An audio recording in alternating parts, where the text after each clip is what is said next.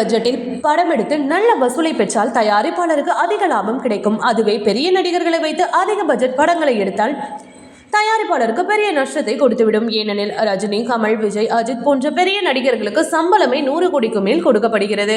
அதிலும் விஜய்க்கெல்லாம் 200 கோடி சம்பளம் கொடுக்கிறார்கள். அஜித்துக்கு 160 கோடி வரை கொடுக்கிறார்கள்.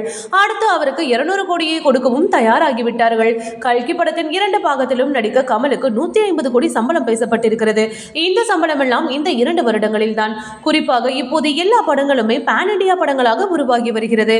இதை துவங்கி வைத்தவர் ராஜமௌலி தான். அவரின் பாகுபலி 2 2 படங்களும் தமிழ், தெலுங்கு, ஹிந்தி உள்ளிட்ட மொழிகளில் வெளியாகி 1500 கோடிக்கு மேல் வசூல் சாதனை படைத்தது. அதன் பின் பிரபாஸின் எல்லா படங்களுமே பேன் இண்டியா படமாக வெளியாகி வருகிறது. மேலும் RRR, KGF, KGF 2, புஷ்பா 2 போன்ற படங்கள் பேன் இண்டியா படமாகி வெளியாகி வசூலையும் பெற்றது. அதே நேரம் கடந்த சில வருடங்களில் சில படங்கள் பெரிய பட்ஜெட்டில் உருவாகி தயாரிப்பாளர்களுக்கு நஷ்டத்தையும் கொடுத்திருக்கிறது. அப்படி 100 கோடிக்கு மேல் நஷ்டத்தை கொடுத்த சில படங்களை பத்தி இந்த வீடியோல நம்ம பார்ப்போம். பிரபாஸின் ராதேஷ்யாம் படம் 126 கோடி, சிரஞ்சீவியின் ஆச்சாரியா படம் 110 கோடி, பிரபாஸின் ஆதிபுருஷ் படம் 120 கோடியும், சாஹோ 80 கோடியும் நஷ்டத்தை கொடுத்திருக்கிறது. சமீபத்தில் சங்கரின் இயக்கத்தில் வெளியான கேம் சேஞ்சர் படம் 150 கோடிக்கு மேல் நஷ்டத்தை கொடுத்திருக்கிறது.